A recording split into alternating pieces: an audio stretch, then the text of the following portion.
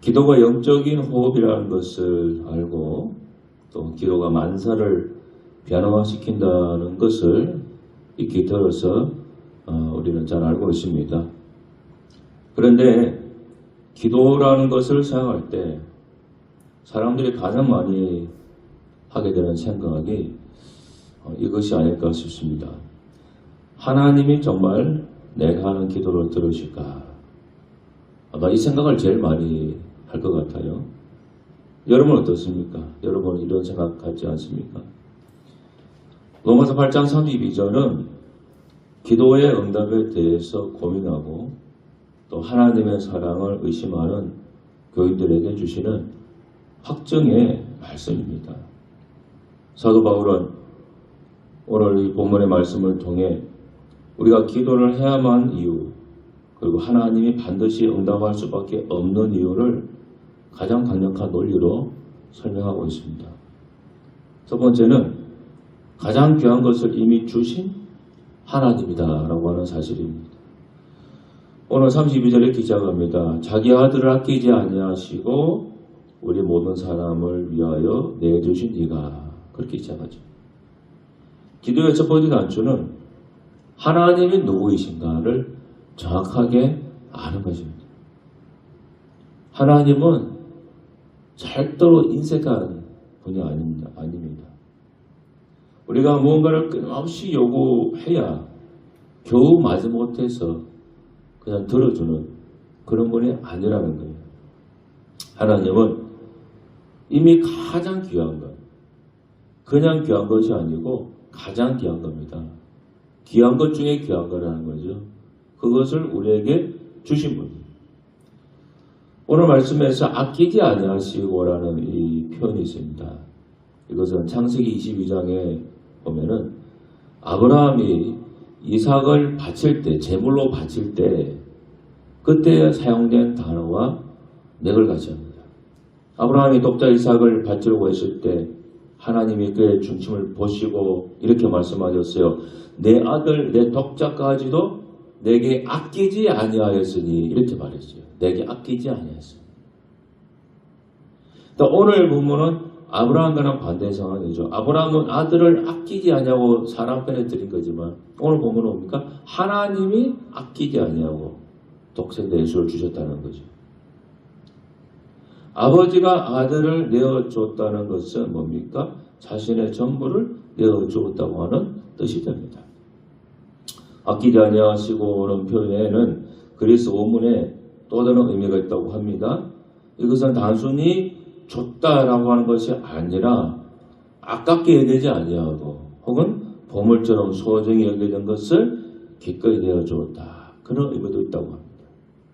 여러분, 마치 강에 빠진 아들을 구하기 위해 수영을 할 줄 모르는 아버지가 자신의 가장 소중한 생명을 아깝게 여기지 않고 아들을 위해 강물로 뛰어드는 것처럼 하나님께서 독생자 예수 그리스도를 아깝게 여기지 않고 우리의 죄인들을 위해서 내어주셨다 하는 사실이에요.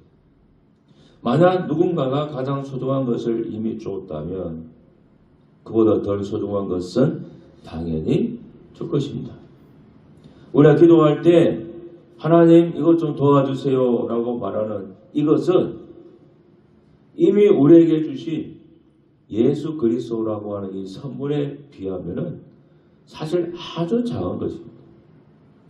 가장 큰 것을 주신 분이 그보다 작은 것을 아까워하겠습니까? 기도는 이미 전부를 주신 하나님께 나아가는 당당한 자녀의 권리입니다. 2023년 성탄절 새벽에 안타까운 화재 소식이 있었습니다. 서울의 도봉구의 한 고층 아파트 3층에서 화재가 발생해서 30대 남성이 목숨을 잃은 사고가 있었습니다. 내 식구의 가장인 이 박모 씨라고 하는 사람은 생후 7개월인 둘째 딸을 안고 4층집 베란다에서 뛰어내렸다고 합니다. 그러면서 그 과정에서 이 7개월짜리 딸을 살리고 자신은 죽은 거예요.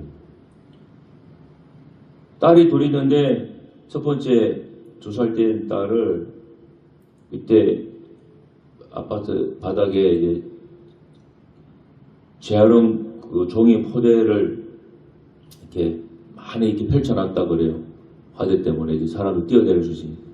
그래서 밑에 경비원에게 우리 2살짜리 아이를 받아주세요 하면서 아이를 던졌습니다. 일단. 그래서 당신의 그 아이는 받아서 살았고, 그리고 아이기는 던질 수 없어서 자기가 안고 4층에서 그 종이 포대 쪽으로 뛰어내렸습니다. 근데 이 품에 안은 아기를 위해서 추락할 때 그 충격을 아이가 받지 않게 하려고 온몸으로 그 충격을 자신이 받아내다가 아이는 살고 자신은 이 아버지는 아빠는 숨진 것으로 그렇게 알려졌습니다. 여러분, 사람이라는 존재는 생명이 굉장히 질깁니다. 이 세상에 죽고 싶은 사람 누가 있겠어요? 다 어떤 위기의 순간에는, 죽음의 순간에는 다 살고 싶어하는 것이 인간의 본능이에요. 인간의 본능.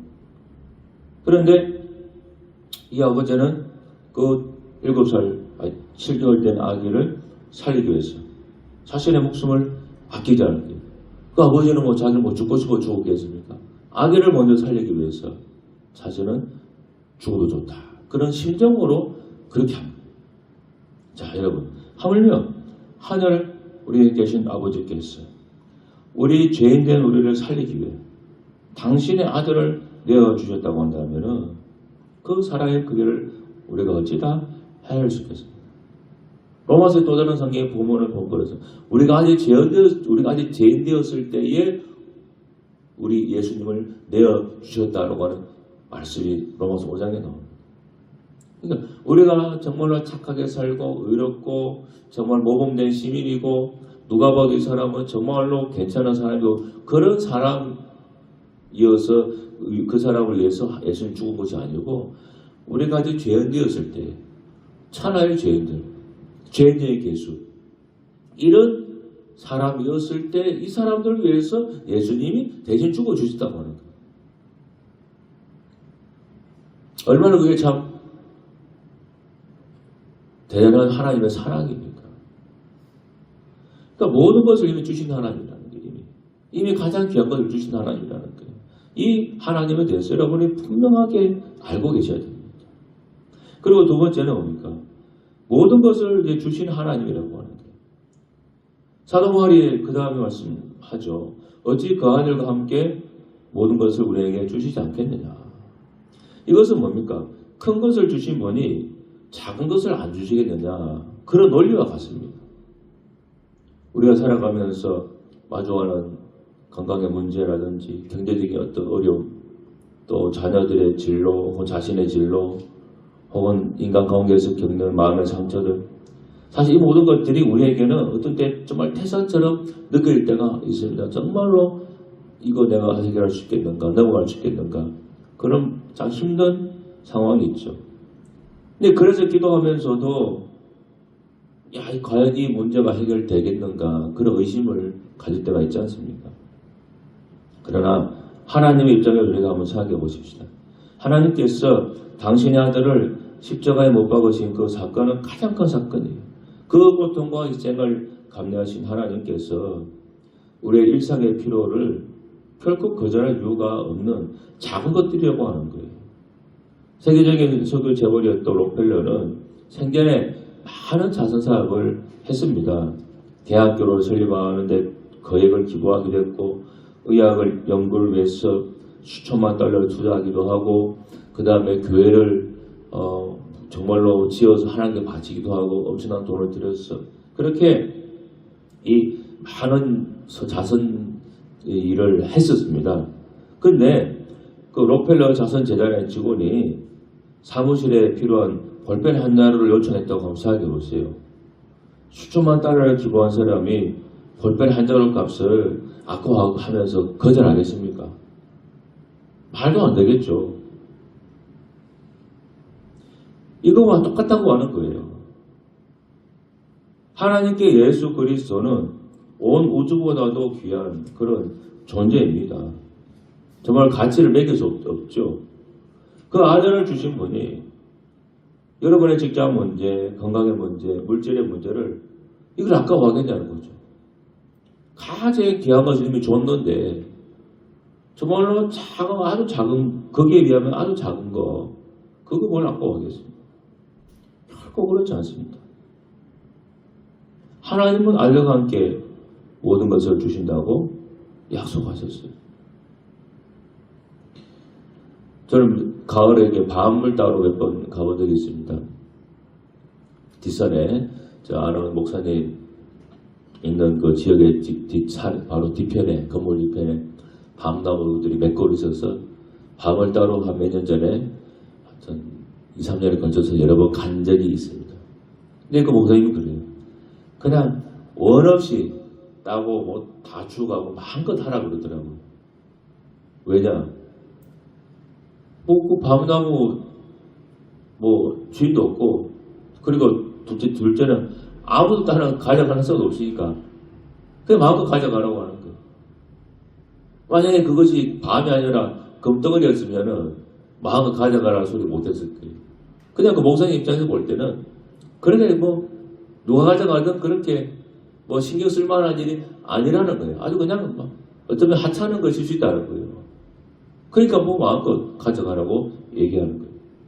여러분, 예수님을 주신 하나님께 우리가 인간의 겪는 우리의 모든 문제는 사실 하나님 볼 때는요, 정말 작고 작은 그런 문제입니다. 우리 입장에서 볼 때는 해결하기 힘드니까 힘들고 크고 어려워 보이지만은 하나님 입장에서 볼 때는 사실 작은 거예요. 우리가 비행기를 타고 높은 하늘 올라가면 비행기 창으로 가끔 밑에 이렇게 창밖으로 밑 아래에 있는 육지를 볼 때가 있잖아요. 여러분 하늘 위에서 땅에 있는 육지를 보면 어떻습니까? 거기에 있는 빌딩들, 건물들, 돌아다니는 자가용들 다 어때요? 다 손톱만하게 보이잖아요. 작게 보이잖아요. 딱 그와 마찬가지입니다. 여러분, 기도 제목이 뭡니까? 하나님은 그것을 주실 준비가 다 되어 있어요.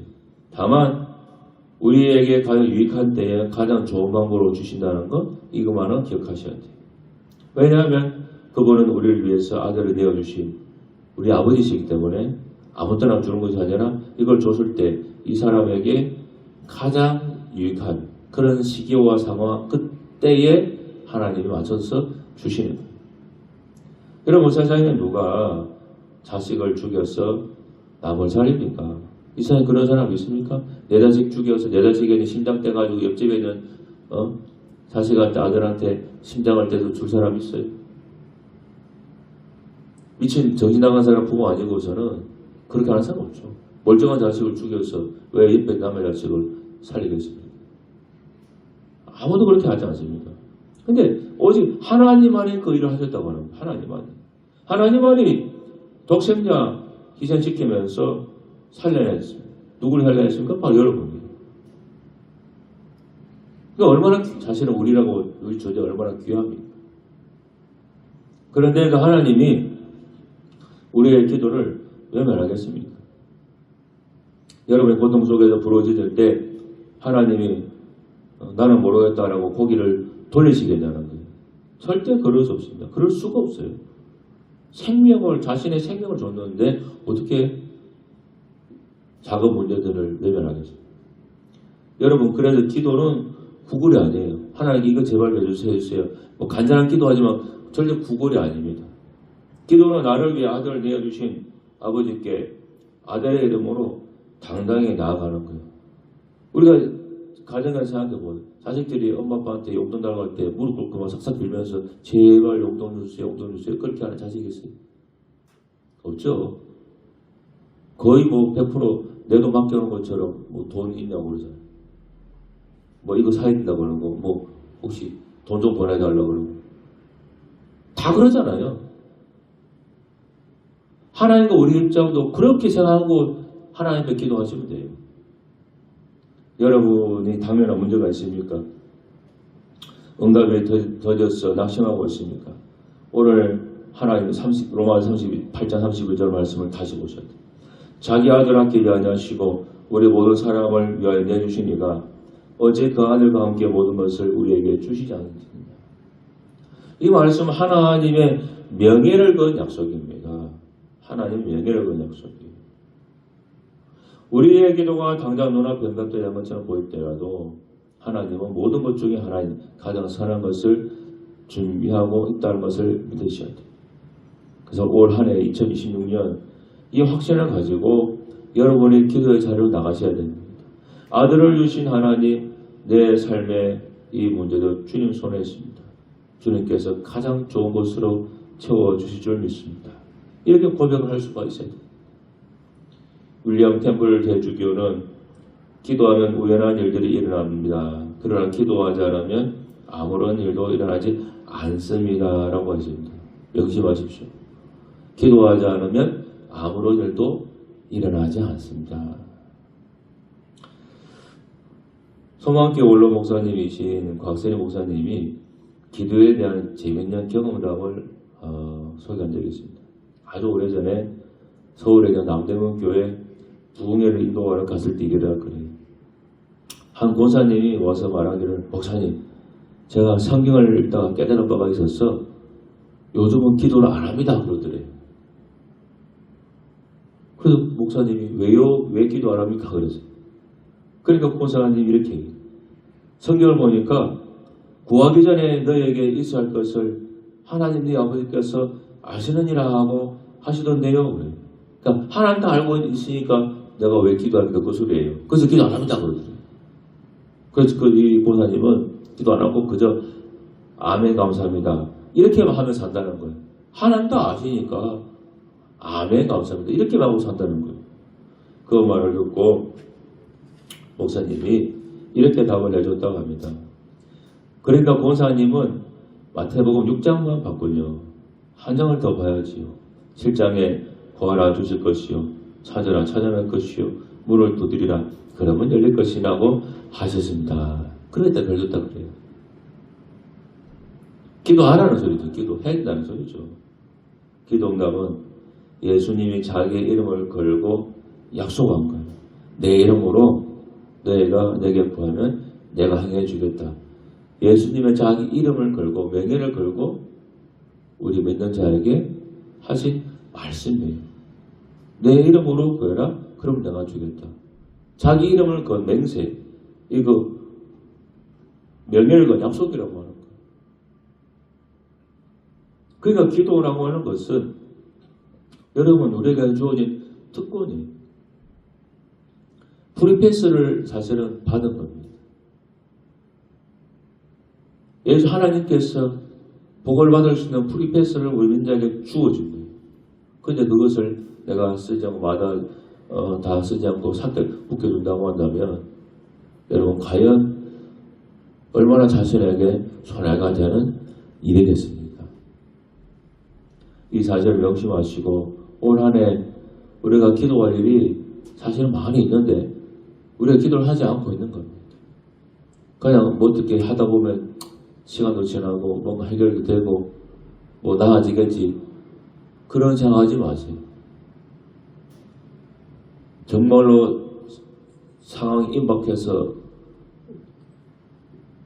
막다른 골목이 다다를 때까지 있다가 그때서야 하나님께 기도한다고 나서지 말고 아직 시간이 있을 때, 아직 뭔가 할 수 있을 때, 아직 여유가 있을 때 이때 기도해야 됩니다.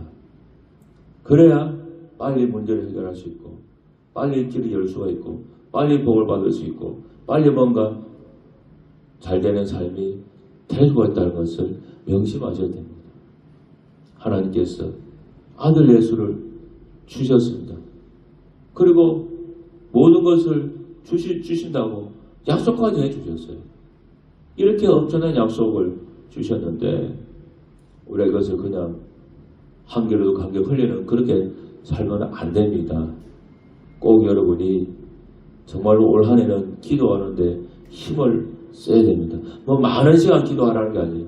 매일매일 조금씩이라도 교회를 위해서 혹은 자신의 문제를 위해서 혹은 구원받지 못한 영혼들을 위해서 매일같이 조금이라도 여러분 기도를 하셔야 됩니다. 그래야만 우리가 더 나은 삶, 복된 삶, 하나님 앞에서 축복의 삶을 살 수 있다 하는 것을 절대로 여러분 잊지 않기를 부탁합니다. 기도하겠습니다. 하나님 아버지 감사합니다. 기도는 특권입니다. 하나님께서 우리에게 주신 특별한 권리입니다. 이것을 우리가 쓰지 않고 그저 땅에 묻어둔다고 한다면 얼마나 어리석은 사람입니까? 쓰기만 하면 복이 되고 쓰기만 하면 축복이 되는데 왜 이것을 우리가 쓰지 않습니까? 하나님, 우리가 이제부터라도 열심히 기도하는 성도가 되어야겠습니다. 2026년에는 정말 기도하기를 쉬지 않는 우리 예배롭게 부인들이 되어야겠습니다. 인도하여 주옵소서. 예수님 이름으로 기도합니다. 아멘.